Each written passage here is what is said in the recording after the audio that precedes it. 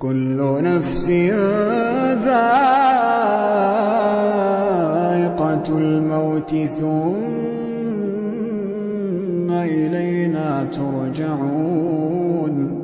والذين آمنوا وعملوا الصالحات لنبوئنهم من الجنة غرفا تجري من تحتها الأنهار خالدين فيها نعم أجر العاملين الذين صبروا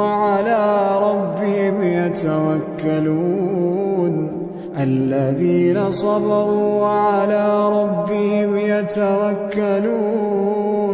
وكأين من